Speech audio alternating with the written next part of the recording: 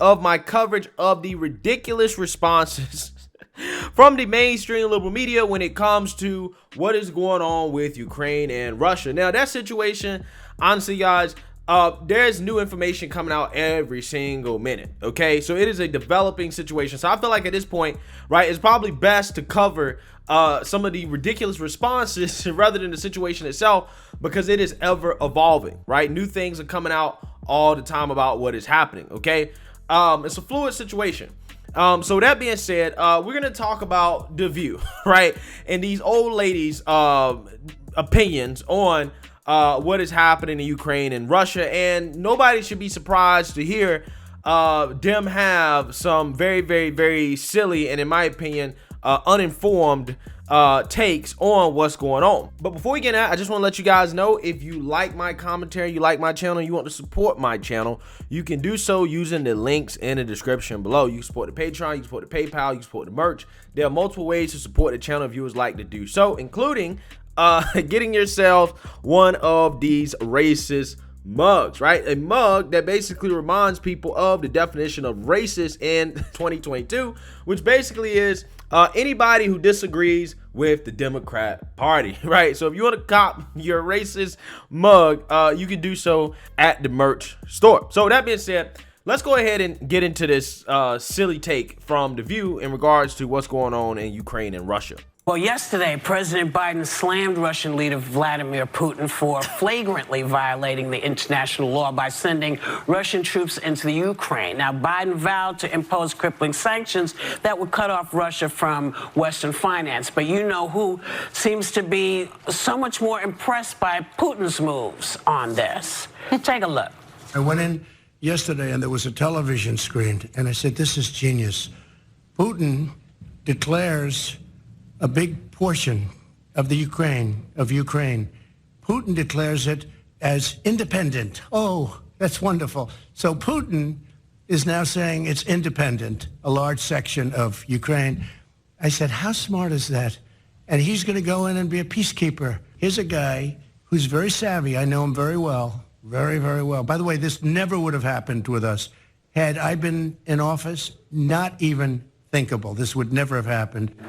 No, you would have sold the country, but that's something else. That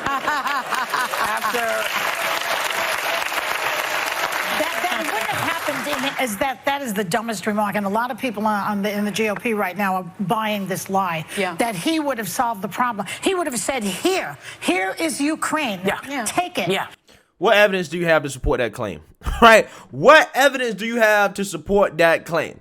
Because I would argue that despite what the mainstream liberal media tries to say about Trump being a puppet of Putin, Trump has actually been pretty tough on Putin, right? Matter of fact, I have actual evidence to back up my claim, right? The first piece of evidence is the fact that Putin didn't dare try this under Trump. He won't out here just, invading, sovereign countries that, for the most part are supposed to be on our side, okay? Second point is that Trump also did sanction Putin, right? And put new sanctions on Russia as well, too. Okay, despite what the mainstream liberal media says, Trump sanctioned the hell out of Russia. Third, Trump also extended direct military aid to Ukraine multiple times, right? 250-some million the first time, and then 141-some million the second time. Okay, so multiple times he was extending direct aid to Ukraine to help fight off the Russian separatists in the two regions that Vladimir Putin is basically trying to take over right now, right? That doesn't sound like Trump just giving Ukraine away to Putin, right? That's not what it sounds like to me. Now, when it comes to Syria, which is a place that we currently still are fighting a proxy war with Putin and Russia, we still have some troops there, even though Trump withdrew most of them after he said, you know what, this is a lost cause, right? Syria ain't really worth it, which the American people agree with, right? But when we were in Syria, right, particularly when Trump first got into office there, Trump basically showed Putin, I'm not nothing to be played with, right? I'm not nothing to be playing around with, right? Y'all remember in Syria, there was some airstrikes, right, that Trump launched, okay, against the military base in Syria, right? And allegedly, some Russians and also some Syrians as well, too, they may have been operating out of that, okay? And Trump launched some missile strikes on it, okay? And he did warn Russia along with some other countries in advance, that they were going to do this. So that there was no loss of life, because obviously the man's not trying to start World War III. But he did it. And then Vladimir Putin went on TV and started like basically complaining, talking about, oh, we're going to respond, blah, blah, blah, we're going to retaliate, blah, blah, blah, blah, blah, blah. And guess what? Putin didn't do nothing, right? Putin didn't do anything. He let it slide, right? So Trump just blew up a strategic military asset in Syria, right? That was beneficial to Russia and Putin did nothing, okay? That is because Trump, unlike Biden, leads with peace through strength, okay? Now, Trump ultimately ended up pulling out of Syria because Syria is a lost cause, okay? But, we still got some ground troops there to protect, strategic interests.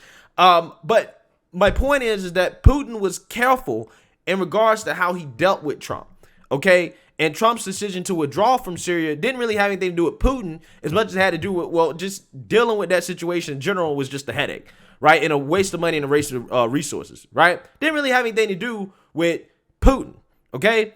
And Putin knew that he had to be very, very, very careful in terms of how he approached Trump. And see, this is how, I know, or I'm confident that if Trump was in office, I don't think this would happen. I really don't. Right? I think a part of the reason why this is happening, not the whole reason, but part of the reason why this is happening is because Biden is just not there.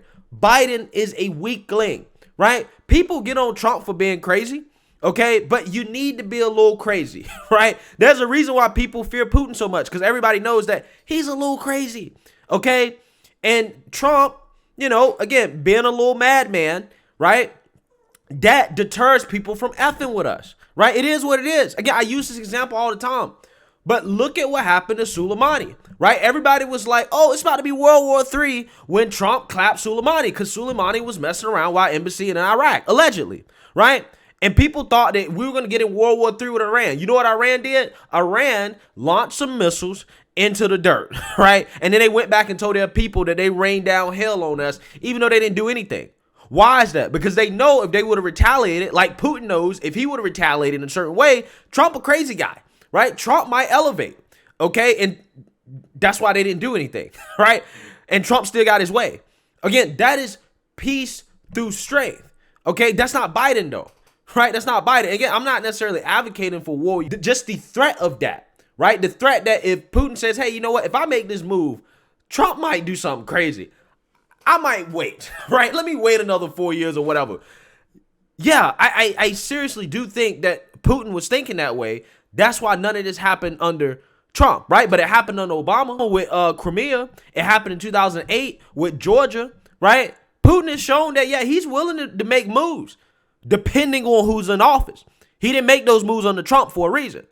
Well, and I'm going to build a casino there any minute now. Well, yeah, exactly. Thank God he's in America because he can say that. If he were in Putin's Russia, Trump could be taken out for that. Exactly. Right. And remember, Trump is the one that was trying to, I guess, get Ukraine's help in the election. It wasn't to get Biden. Yeah. Wasn't that the big part of it? Trying to get Biden to get some the traitorous behavior that's going on right now on the right is just, it's unbelievable to me. What traitorous behavior? There's nobody on the right that's saying, oh, no, we support Putin, right? There's nobody on the right saying we support Putin going into Ukraine.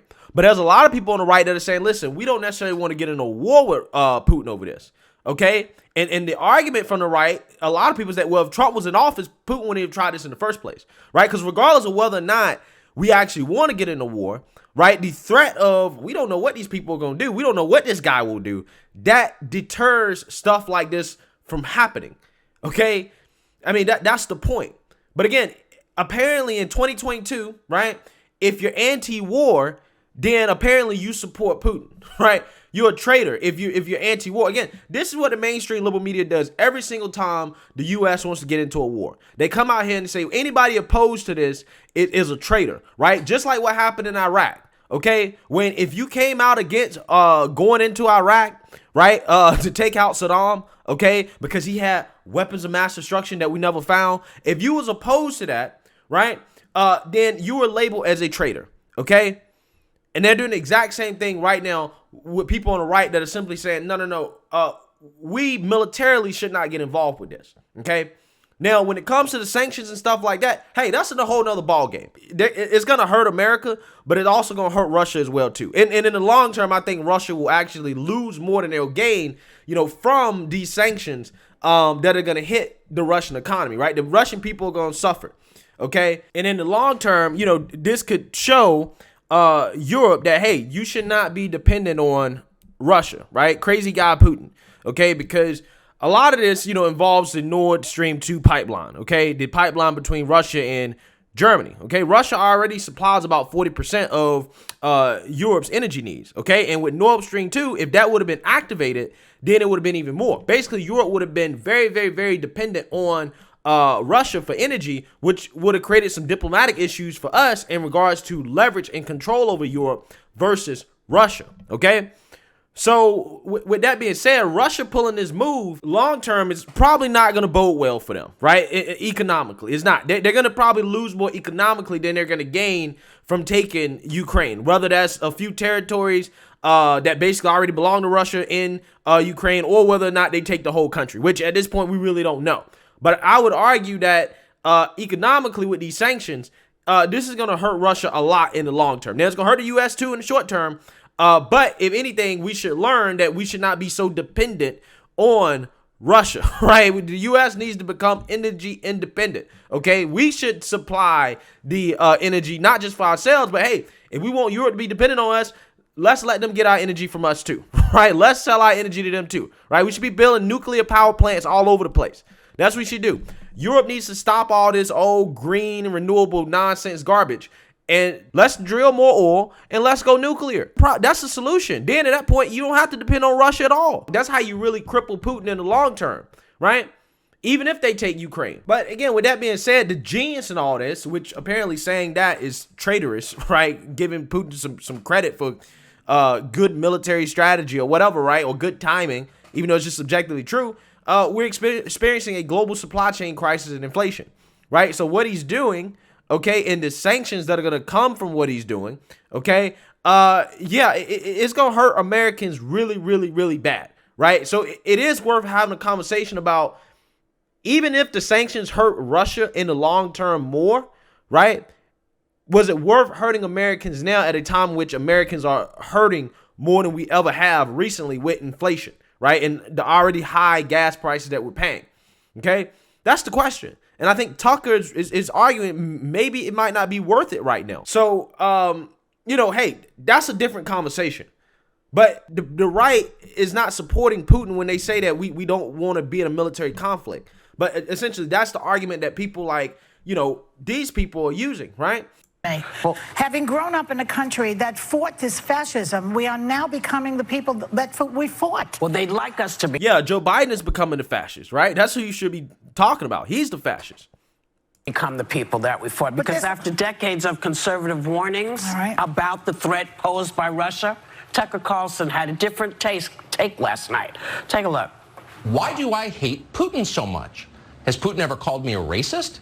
Has he threatened to get me fired for disagreeing with him? Does he eat dogs? These are fair questions, and the answer to all of them is no. Vladimir Putin didn't do any of that. So why does permanent Washington hate him so much? Well, did he say, does he eat dogs? Yeah. Does he inject bleach? I don't think he does that either. Well, I'm not surprised that they really love the idea of this, because it kind of sounds like, they're admiring a guy who rigs elections and is a sort of macho leader. And all right, so here's the thing.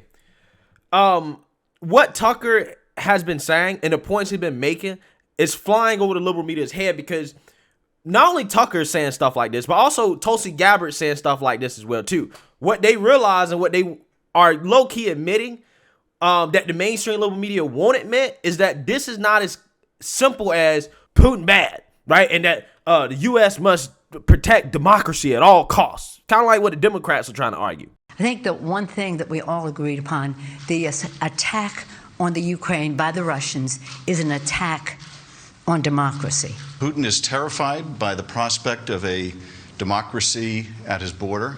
And that's why defending democracy, both at home and abroad, must be an urgent national security priority. What is our democracy worth if we're not able and willing to stand against an invasion of another democracy. Yeah, so we've talked about the Democrats rambling on about democracy enough for you guys to know how phony and fake they are when they talk about how much they care about defending democracy, right? They didn't care about democracy when Trump got elected, right? And they was repeatedly trying to basically impeach the guy, right? Before he even got in office, or, claim that he was a puppet of Putin, okay? And that, he was illegitimately elected, right? Also, on top of that, when it comes to geopolitics, I think people got to understand, and I said this when it came to the whole Afghanistan situation too, that stuff that they tell people, bro, the mainstream liberal media, what they tell the American people as a justification for why we're entering some war or why we're doing something, 100% of the time is BS, right? It's never about democracy, right?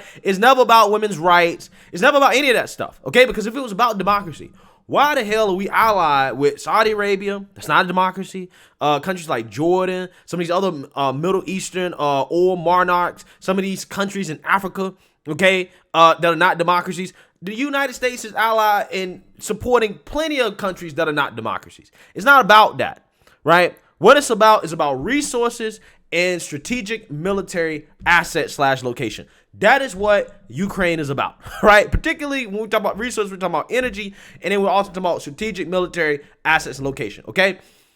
When it comes to Ukraine, right, one of the big things, okay, that you could argue that Putin says kind of provoked this to a certain extent is that, one, yeah, he wants to restore the Soviet Union, right? And how far he wants to go to do that, that remains to be seen. Maybe he wants to restore the whole thing. Who knows? But that, and also the fact that Putin alleges that the U.S. basically conducted a coup in 2014 in Ukraine to oust the neutral / somewhat pro-Russian leader there and put in a Western-backed leader. Okay? Putin said that was a coup. He used that as an excuse to take Crimea, right? So this guy, Putin, is basically saying, hey, the U.S. conducted a coup in a country that's literally right next to us, right? In a country in which, there's been talks about them potentially joining NATO. Guess what happens if Ukraine joins NATO, right? Then, guess what? The West can just park our nukes and missiles right outside of Moscow, okay? And I'm just saying that so that people understand that for us, the benefit here, we don't really care about the democracy part of it. It's more about, okay, what is the strategic part of it? For Russia and Putin, it's the same thing. It's the exact same thing. When it comes to geopolitics, it's all about conquerors and the conquered, right? Who's conquering, who's getting conquered. And I think that that's what people got to understand, right? It's never about the things that they tell you it's about. They only tell you it's about those things like democracy, women's rights, human rights. They only say that to justify sending troops overseas to die, right? Because it's hard to justify sending troops overseas to die if you say, well, we just want this country or we're just in this war because, we want to grab some resources or, we want this land so that we can park our military here, right? It's hard to justify a war when that's the excuse, right? But I want people to understand that's always the excuse. That's the reality of the world, right? But despite what the corrupt politicians' main intentions are, in my opinion, hey, our troops, our military, they're heroes. Because a lot of times the people that we topple, right, the dictators that we take out, okay, the countries that we invade, yeah, the people running those countries actually are bad people. And they are oppressing their people, right? But I want people to understand that for the politicians, it's not necessarily about that. That's not the main intention. That's a byproduct, but that's never the main intention because from the corrupt politicians. And I think that that's what Tucker is arguing here. Okay, at the end of the day, yeah, I'm pro-America. And I'm pro-America playing the geopolitical chess game, right? Because again, the world is about those who conquered and those who get conquered, right? That's the reality of the situation. It's always been like that. So I'm not for getting conquered, right? I don't want to get conquered. So I'm for it. But let's be honest about why the game is being played, right? And let's stop acting like Putin is not making moves in the geopolitical chess game as well, too, right? It ain't necessarily good and evil. It's just more like, okay, we're making our moves so that we can protect our interests, and Putin responds, right? That is what Tucker Carlson is saying. And at the end of the day, you got to ask yourself, is it worth it this time, right? Is it worth losing American lives over this geopolitical chess game? That's what you have to ask yourself. And apparently, if you ask those questions, you're a traitor, according to the mainstream liberal media, right? You're a traitor. You're praising Putin. because you're asking tough questions about whether or not the geopolitical chess game is worth it when it comes to getting into a conflict with a country that is nuclear armed.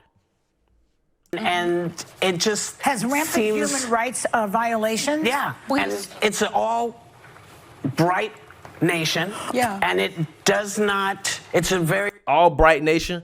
Did she mean to say white? Is that what she's saying? Here we go. Here we go with oh, these people are white. That's why people like Tucker Carlson are vouching for them, supporting Putin because he's white.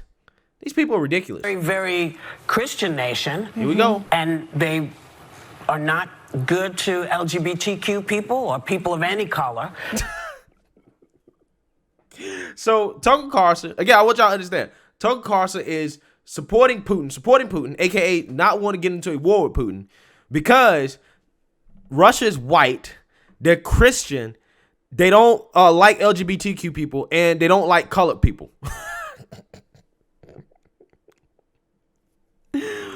Bruh, you just can't make this stuff up. This is why I'm reacting to this, because it's so silly. Like, it is so silly.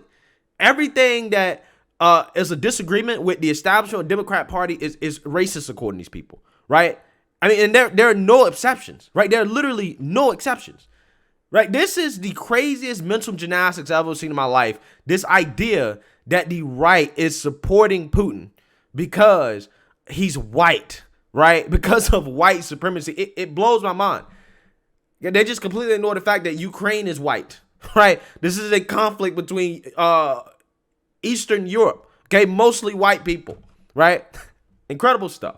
And it sounds kind of like this is what they would like to bond with. 62% of Republicans and GOP-leaning independents say that Putin is a stronger leader than Biden. He is a stronger leader. Doesn't mean you have to like the guy, right? To acknowledge the guy's strength, right? That's why he comes out here and he says, hey, if anybody tries to get involved in this Ukraine conflict, we're going to nuke you, right? That's basically what he's saying. That's basically what he's saying. Why is he saying that? Because he's leading through strength, right? He's trying to make sure that, hey, no, if y'all want to, get involved with this, y'all better be prepared for a nuclear war. Guess what?